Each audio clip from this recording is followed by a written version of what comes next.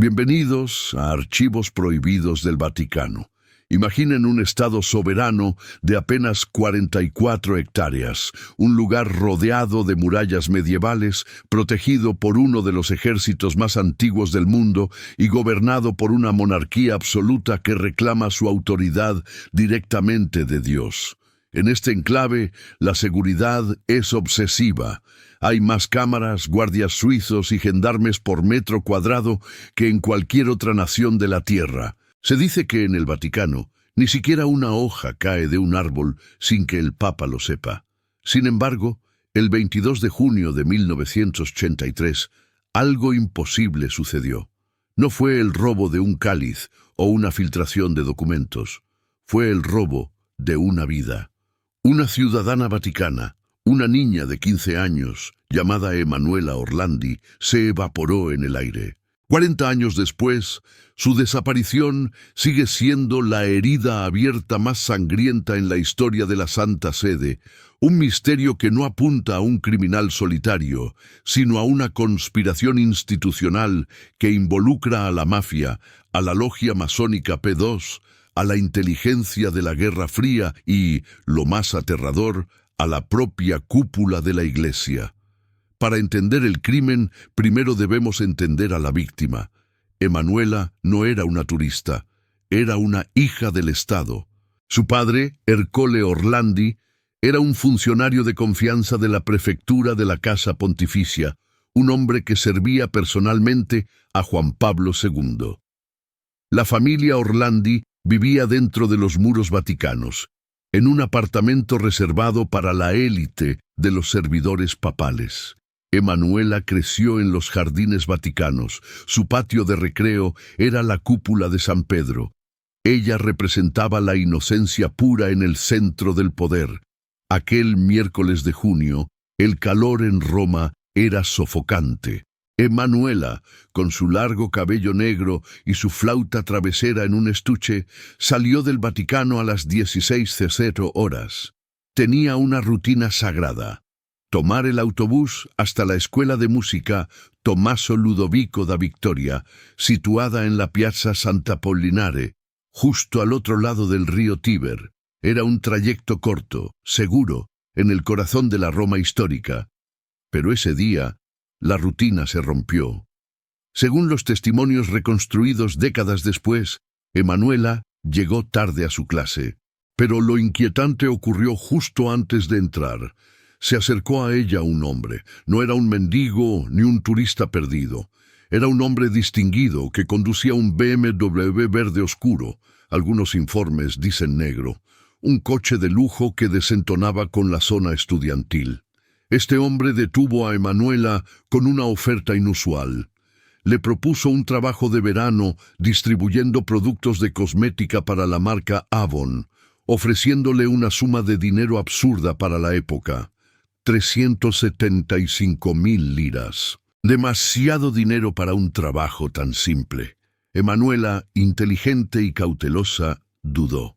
Entró a su clase de flauta, pero la oferta del desconocido la inquietó. A las 18:45 terminó la lección. Salió a la plaza y buscó una cabina telefónica. Llamó a su casa, pero nadie contestó. Llamó entonces a su hermana mayor, Federica. La conversación que tuvieron fue breve, pero contiene la última pista de su vida. Emanuela le contó a Federica sobre el hombre del BMW y la oferta de trabajo. Federica, con el instinto protector de una hermana mayor, le dijo tajantemente que no aceptara nada, que no hablara con extraños y que regresara a casa de inmediato. «Te espero para cenar», le dijo. Emanuela colgó. Se dirigió a la parada del autobús en Corso Rinascimento, frente al Senado italiano. Allí, dos compañeras de la escuela de música la vieron por última vez. Dijeron que Emanuela parecía estar esperando a alguien, mirando nerviosamente hacia el tráfico, como si buscara el coche verde. Cuando el autobús número 70 llegó, sus amigas subieron. Emanuela no lo hizo. Dijo que el autobús estaba demasiado lleno y que esperaría al siguiente. Las puertas del autobús se cerraron. El vehículo se alejó. Y en ese instante, bajo la luz del atardecer romano, Emanuela Orlandi dejó de existir para el mundo visible. Lo que siguió esa noche en el apartamento de los Orlandi dentro del Vaticano fue el inicio de una agonía lenta. A las 20:00, Ercole empezó a preocuparse. A las 21:00, el pánico se instaló. Salieron a buscarla, recorriendo la ruta de la escuela al Vaticano, preguntando a los transeúntes. Nada. A las 23:00, Ercole fue a la comisaría de la policía italiana para denunciar la desaparición. La respuesta de la policía fue burocrática y fatal. Es una adolescente, señor Orlandi.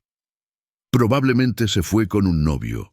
Volverá mañana. Esa frase, esa negligencia criminal de las primeras 24 horas, le dio a los secuestradores el tiempo que necesitaban para hacer desaparecer no solo a la niña, sino cualquier rastro físico del crimen. Pero Ercole Orlandi sabía algo que la policía italiana ignoraba. Su hija era una ciudadana del Vaticano, y si alguien se atrevía a tocar a una ciudadana vaticana, no era un secuestro común. Era un mensaje dirigido directamente a la ventana más alta del Palacio Apostólico, la del Papa Juan Pablo II. Las primeras 48 horas tras la desaparición de Emanuela Orlandi fueron un vacío de silencio. La familia empapeló Roma con carteles hechos a mano, mostrando la foto de una niña sonriente con una cinta en el pelo. Roma, una ciudad acostumbrada a los rumores, empezó a susurrar. Pero el silencio se rompió el 25 de junio, no con una pista policial, sino con el sonido del teléfono en la casa de los Orlandi.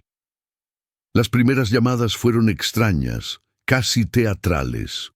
Un hombre que se identificó como Pierluigi llamó para decir que había visto a una chica parecida a Emanuela en la Piazza Navona. Dijo que ella le había contado que se había escapado de casa para vender productos de cosmética y que tenía una flauta. Pero cuando el tío de Emanuela pidió detalles, Pierluigi colgó. Días después llamó otro hombre, Mario, con un fuerte acento romano, repitiendo una historia similar. Parecían actores siguiendo un guión, diseñados no para dar información, sino para ganar tiempo, para mantener a la familia en un estado de esperanza cruel, mientras los secuestradores movían a la víctima a una ubicación segura. El punto de inflexión, el momento en que el caso explotó a nivel mundial, ocurrió el domingo 3 de julio de 1983. El Papa Juan Pablo II, rompiendo el protocolo de silencio habitual en casos criminales, se asomó a la ventana de sus aposentos durante el Ángelus y pronunció el nombre de Emanuela ante miles de fieles. Hizo un llamamiento directo a los secuestradores pidiendo su liberación. Ese acto, aunque lleno de buenas intenciones, fue la confirmación que los criminales esperaban. El Papa había admitido públicamente que el Vaticano estaba herido. 2 días después, el 5 de julio, sonó el teléfono en la sala de prensa del Vaticano. Esta vez no era Mario ni Pierluigi. Era una voz fría, educada, con un acento extranjero indefinible, posiblemente anglosajón. La prensa y los servicios secretos lo bautizaron como el americano. El americano no jugaba. Conocía detalles íntimos de Emanuela que solo alguien que la tuviera retenida podía saber. Y puso sobre la mesa el precio del rescate. No quería dinero, no quería oro. Su demanda fue un terremoto político.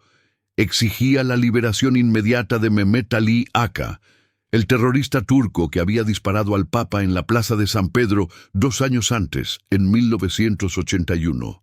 De repente, la desaparición de una niña de 15 años se vinculó con el intento de magnicidio más famoso del siglo XX. La teoría oficial, alimentada por estas llamadas, era que Emanuela era un peón en la Guerra Fría. Se especuló que los Lobos Grises, la organización de extrema derecha turca a la que pertenecía Aka, o incluso la KGB soviética, que quería castigar al Papa polaco por su apoyo a Solidaridad, habían orquestado el secuestro para forzar la mano del Vaticano y liberar a su asesino. El Vaticano se convirtió en un hervidero de espías. El SISDE, la inteligencia italiana y la CIA entraron en el caso. Se establecieron líneas seguras. El secretario de Estado del Vaticano, el cardenal Agostino Casaroli, instaló una línea directa con los secuestradores, un hecho sin precedentes. La Iglesia negociando directamente con terroristas. Durante meses, el americano mantuvo al Vaticano y a la familia Orlandi en vilo. Envió pruebas de vida, una fotocopia del carnet de la Escuela de Música de Emanuela, una nota escrita a mano que parecía ser de ella. Pero los analistas de voz notaron algo perturbador en las grabaciones de las llamadas. El americano parecía tener acceso a información privilegiada sobre los movimientos internos del Vaticano. Sabía cuándo el Papa iba a hablar, sabía qué líneas telefónicas estaban intervenidas. Esto llevó a una conclusión aterradora que muchos dentro de la curia se negaban a aceptar. El americano no estaba llamando desde Turquía ni desde Moscú. Probablemente estaba llamando desde Roma. La pista del terrorismo internacional, tan conveniente para la prensa y para la política de la Guerra Fría, empezaba a parecer una cortina de humo gigantesca. Una operación de distracción masiva diseñada para ocultar una verdad mucho más doméstica y mucho más sucia. Si Aliaaka no era el verdadero motivo, entonces ¿por qué secuestrar a Emanuela? La respuesta no estaba en la política internacional, sino en las finanzas. Mientras el mundo miraba a los terroristas turcos, los investigadores más astutos empezaron a mirar hacia el Banco Vaticano, IOR, y sus peligrosas amistades con la organización criminal más poderosa de Italia, la Banda della Magliana.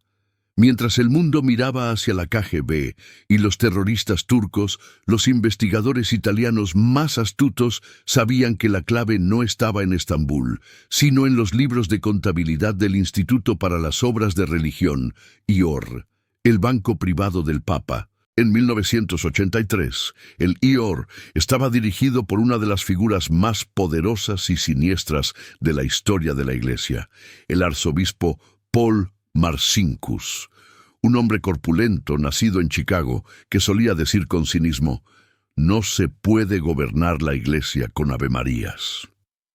Un año antes del secuestro de Emanuela, en 1982, el sistema financiero vaticano había sufrido un colapso catastrófico con la quiebra del Banco Ambrosiano. Su director, Roberto Calvi, conocido como el banquero de Dios, había aparecido colgado bajo un puente en Londres. Pero lo que la prensa no sabía en ese momento era de dónde venía el dinero que Calvi y Marcinkus habían perdido. No era dinero de los fieles. Era dinero de la Banda della Magliana, la organización criminal que controlaba Roma con puño de hierro. La Magliana no era una mafia tradicional siciliana. Era una organización urbana, violenta y extremadamente rica, dirigida por un hombre carismático y letal, Enrico Renatino de Pedis.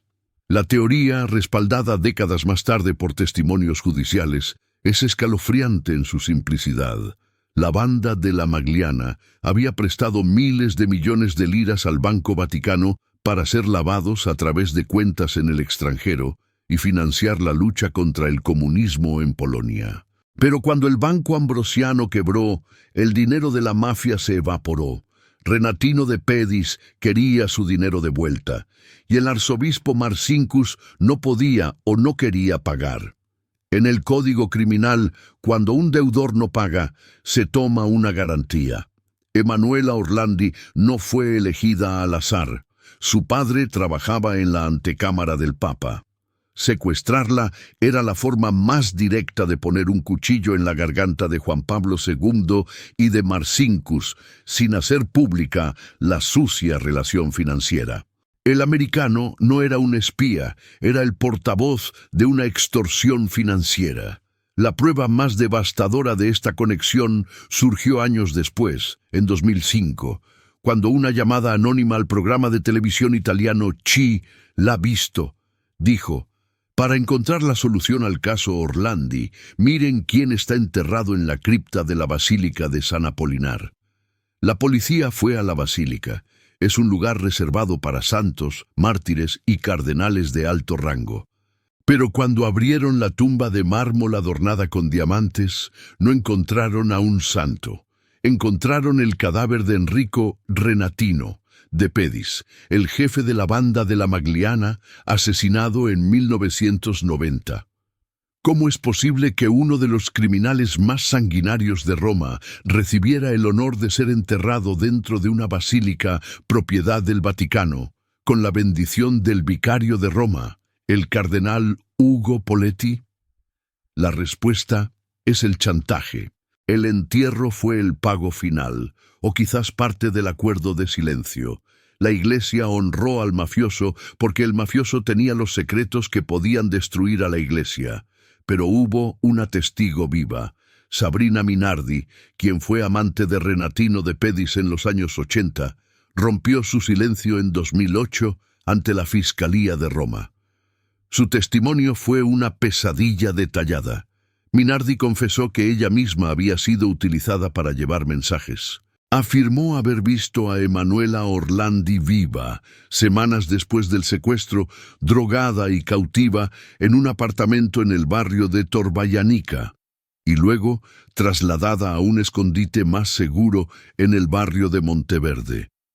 Lo más explosivo de su declaración fue la implicación directa de Paul Marcinkus. Minardi testificó que ella misma llevó bolsas de dinero de la mafia directamente al apartamento del arzobispo en el Vaticano. Y en una declaración que sacudió los cimientos de Roma, dijo que una noche de Pedis le ordenó llevar a Emanuela a una gasolinera del Vaticano, donde un hombre con sotana negra subió a la niña a un coche con matrícula diplomática. Según Minardi, Emanuela no fue asesinada inmediatamente, fue entregada. ¿Entregada a quién? Aquí es donde la historia desciende al círculo más profundo del infierno. La teoría financiera explica el secuestro, pero no explica por qué nunca la devolvieran. Si era solo por dinero, la habrían soltado o habrían entregado el cuerpo. El hecho de que Emanuela desapareciera dentro del sistema sugiere que su utilidad cambió. Dejó de ser una rehén financiera y se convirtió en una víctima de algo mucho más oscuro, algo que ocurría dentro de los palacios sagrados mientras el Papa dormía. La declaración de Sabrina Minardi sobre la entrega de Emanuela a un sacerdote en una gasolinera del Vaticano cambió el eje de la historia. Si la banda de la Magliana hizo el trabajo sucio del secuestro, ¿quién era el cliente final? En 2012, una voz inesperada y poderosa surgió desde dentro de las murallas para dar una respuesta que la Iglesia había temido durante décadas. El padre Gabriele Amorth. Amorth no era un sacerdote cualquiera, era el exorcista jefe del Vaticano, un hombre nombrado por el Papa, conocido por su lucha espiritual y su honestidad brutal. Antes de morir, Amorth declaró públicamente que el secuestro de Emanuela Orlandi no fue por terrorismo ni por dinero, fue por vicio. Según el exorcista, dentro del Vaticano operaba una red de fiestas sexuales organizadas por diplomáticos extranjeros y miembros de la curia, y Emanuela fue víctima de este círculo. Según esta teoría, la niña fue reclutada o engañada para asistir a una de estas reuniones, y algo salió mal. Quizás murió accidentalmente, o quizás vio algo que la convertía en un testigo peligroso. El secuestro, por tanto, se convirtió en una operación de limpieza. La Magliana fue contratada no para extorsionar, sino para hacer desaparecer el problema. Pero hacer desaparecer a una ciudadana vaticana de 15 años requiere una logística que va más allá de una tumba anónima. Requiere una nueva vida, lejos de Roma, financiada por las arcas de San Pedro. Esta hipótesis parecía una conspiración salvaje hasta que, en 2017, el escándalo Batilix II sacudió los cimientos de la Santa Sede. Un documento secreto, robado de una caja fuerte blindada en la Prefectura de Asuntos Económicos, se filtró a la prensa italiana. El documento tenía un título burocrático y escalofriante: Resoconto sommario delle spese sostenute dallo Stato Città del Vaticano per le attività relative alla cittadina Emanuela Orlandi. Roma, 14 gennaio 1968. Era un informe de gastos, un libro de contabilidad. El documento, fechado en marzo de 1998 y dirigido a los secretarios personales de Juan Pablo II, detallaba una lista de pagos realizados por el Vaticano entre 1983 y 1997, sumando un total de más de 483 millones de liras. Pero los conceptos de los gastos eran lo que causaba terror. No eran gastos de búsqueda policial, eran gastos de manutención. La lista incluía partidas para traslado inmediato, alojamiento en Londres, gastos médicos, ginecología y desplazamientos diplomáticos. La dirección que aparecía vinculada a estos gastos en Londres era el 76 de Clapham Road, una residencia de estudiantes propiedad de los padres escalabrinianos, una orden católica. El informe sugería una realidad alternativa monstruosa. Emanuela no murió en 1983. Fue sacada de Italia, posiblemente sedada, y enviada a Londres bajo la protección y vigilancia del Vaticano. La Iglesia no la buscó, la mantuvo. Pagaron su comida, sus médicos y su silencio durante 14 años. ¿Por qué? Quizás porque matarla habría sido un pecado demasiado grande para la conciencia del Papa, o quizás porque mantenerla viva y controlada era la única forma de asegurar que el secreto de lo que le hicieron en Roma nunca saliera a la luz. La última entrada del documento de gastos tiene una fecha ominosa: 1997. El concepto dice: transferencia al Estado de la Ciudad del Vaticano y disbrigo final. Disbrigo es un término burocrático que significa trámite o liquidación. En 1997, Emanuela habría tenido 29 años.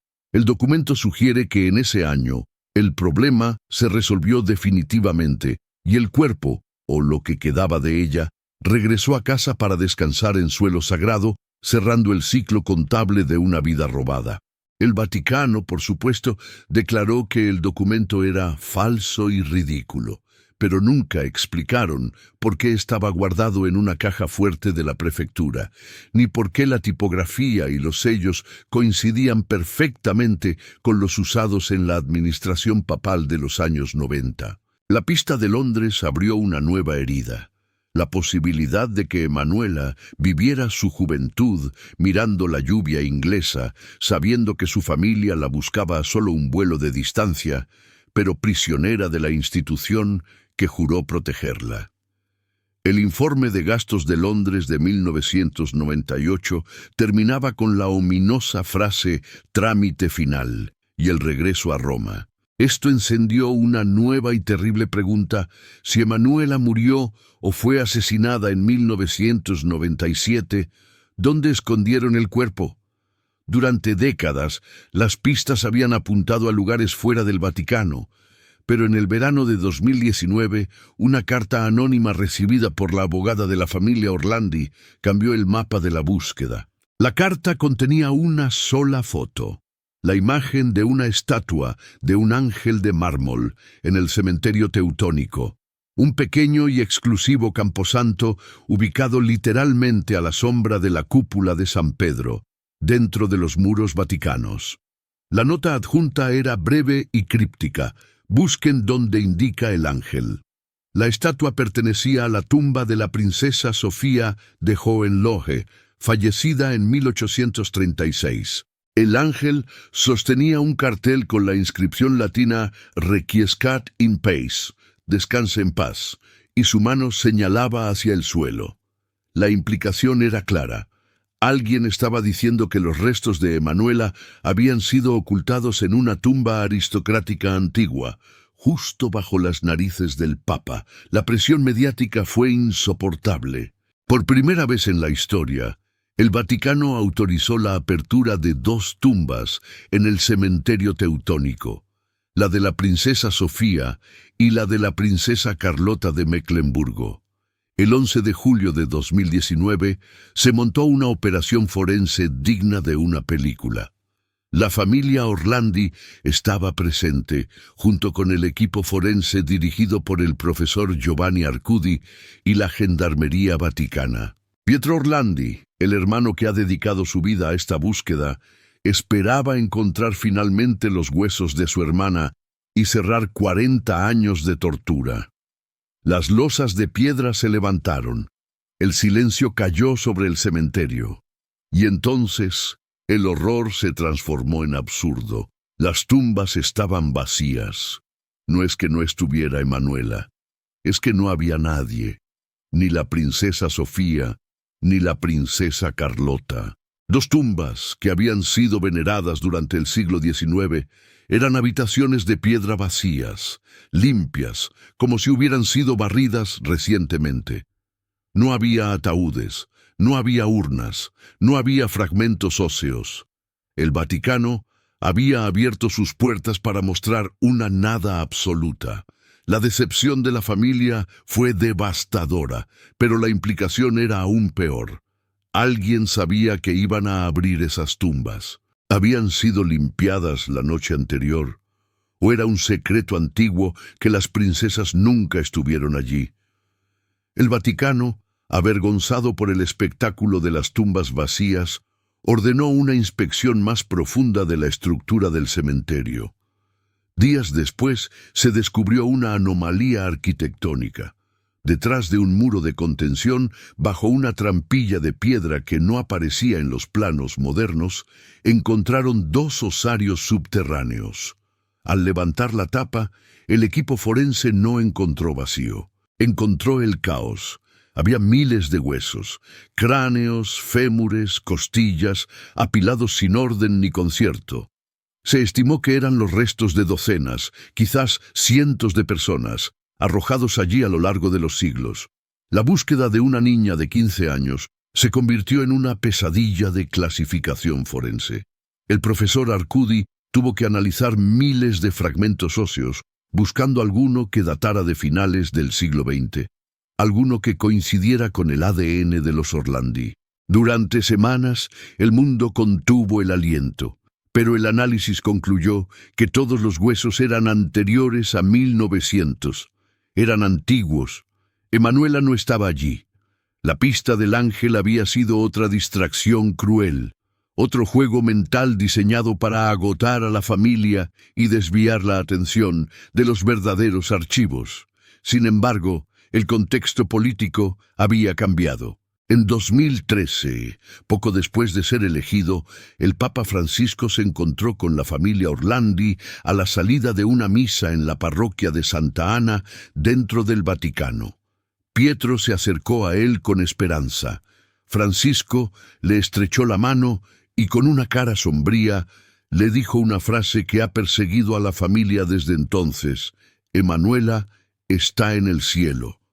Para un teólogo, decir que alguien está en el cielo puede ser una esperanza genérica, pero para un jefe de Estado que tiene acceso a los secretos más oscuros de su administración, sonó como una sentencia, sonó como una confirmación de muerte. Francisco no dijo, recemos por ella, o esperemos que vuelva. Dijo que estaba en el cielo. Pietro Orlandi ha intentado repetidamente reunirse con el Papa para preguntarle, si está en el cielo, es porque está muerta, y si está muerta usted sabe cómo y cuándo murió. Díganos dónde está el cuerpo. El Papa Francisco, el pontífice reformista, ha mantenido el mismo muro de silencio que sus predecesores, Benedicto XVI y Juan Pablo II. Pero la presión ha llegado a un punto de ruptura. En enero de 2023, bajo la inmensa presión de la opinión pública italiana y el lanzamiento de documentales internacionales, el Vaticano hizo lo impensable. El promotor de justicia del Vaticano, Alessandro Didi, anunció la reapertura oficial del caso. Por primera vez en 40 años, El Estado Vaticano admitía judicialmente que tenía preguntas que responder. ¿Es esta reapertura un intento genuino de verdad? ¿O es la última maniobra de limpieza antes de que los testigos clave, ya ancianos, mueran y se lleven el secreto a la tumba? Hay una última teoría, la más dolorosa de todas, que sugiere que Emanuela nunca salió de los muros, que su cuerpo no está en un cementerio, sino en los cimientos mismos de la arquitectura vaticana, mezclado con el hormigón de las renovaciones de los años 80, convertida literalmente en parte de la estructura que la silenció. En el segmento final, vamos a confrontar el legado de este crimen. Escucharemos la voz de Pietro Orlandi, el hombre que ha desafiado a 3 papas, y analizaremos la pista de Capassos, la teoría final que vincula el secuestro con la geopolítica actual. La decisión del Vaticano de reabrir el caso en enero de 2023 no fue un acto de caridad cristiana, fue un acto de supervivencia política. La presión de la serie documental de Netflix Vatican Girl, sumada a 40 años de campañas lideradas por Pietro Orlandi, había acorralado a la Santa Sede. El promotor de justicia, Alessandro Diddi, declaró ante la prensa que no dejarían piedra sin remover. Pero la historia nos enseña que el Vaticano es experto en mover piedras solo para construir muros más altos. La guerra entre la familia y el Estado ha alcanzado niveles de tensión nunca vistos. En abril de 2023, Pietro Orlandi entregó a la Fiscalía un audio explosivo. En la grabación se escucha supuestamente a un miembro de la banda de la Magliana insinuar que el Papa Juan Pablo II salía del Vaticano por las noches con monseñores para buscar comportamientos no cristianos. Esta acusación, que sugiere que el Santo Padre conocía o participaba en la corrupción moral que llevó al secuestro, provocó una reacción furiosa del Papa Francisco, quien defendió la memoria de su predecesor desde la ventana del Palacio Apostólico, calificando las acusaciones de ofensivas e infundadas. Pero la defensa del Papa no responde a la pregunta central: ¿dónde está el cuerpo? Si la pista de Londres es cierta, si el documento de gastos de 1998 es real, entonces existe un rastro de papel bancario que lleva desde el IOR hasta el Reino Unido. Esas transacciones no desaparecen. Si Emanuela murió en Londres y fue repatriada en una caja diplomática, hay registros de aduanas, hay certificados de defunción falsos, hay nombres de médicos. La verdad está escrita en tinta, guardada en archivadores que Alessandro Diddi tiene la potestad de abrir, si realmente tiene la voluntad de hacerlo. El caso de Emanuela Orlandi ha dejado de ser una crónica policial para convertirse en un juicio moral a la institución más antigua de Occidente. Nos obliga a preguntar: ¿puede una institución que predica la verdad absoluta basar su existencia en una mentira de Estado? El secuestro de una niña de 15 años se ha convertido en el talón de Aquiles de la infalibilidad papal. Mientras no haya una tumba con un nombre, el Vaticano seguirá siendo, ante los ojos de millones, no la casa de Dios, sino la escena del crimen. Pietro Orlandi, con el cabello ya blanco después de 4 décadas de lucha, lo resumió con una frase que debería estar grabada en las puertas de bronce de San Pedro: no existe el secreto pontificio cuando se trata de la vida de una niña. La verdad no prescribirá nunca, y nosotros no dejaremos de buscarla hasta que el último muro caiga. Tal vez Emanuela nunca salió de esos muros. Tal vez, como sugieren las teorías más oscuras, ella es parte de la estructura misma del Vaticano, una víctima sacrificada en el altar del poder temporal. O tal vez, y esta es la esperanza cruel que mantiene vivo a Pietro, ella sigue viva en algún lugar. Una mujer de 60 años sin memoria o con demasiada memoria, esperando que alguien rompa el sello de su silencio. Este archivo de los archivos prohibidos del Vaticano permanece abierto. No porque falten pruebas, sino porque sobra poder para ocultarlas. Ahora, el jurado son ustedes. ¿Creen que la reapertura del caso en 2023 traerá la verdad? ¿O es solo otra maniobra de distracción para ganar tiempo hasta que todos los testigos mueran? ¿Creen en la pista de Londres o en la conexión con la mafia? Déjenos su veredicto en los comentarios. Su opinión mantiene vivo este caso. Si creen que la verdad vale más que el silencio de los poderosos, denle un me gusta a este video. Suscríbanse a Archivos Prohibidos del Vaticano y activen la campana. Seguiremos vigilando, seguiremos preguntando, porque mientras haya secretos en la oscuridad, nosotros estaremos aquí para encender la luz.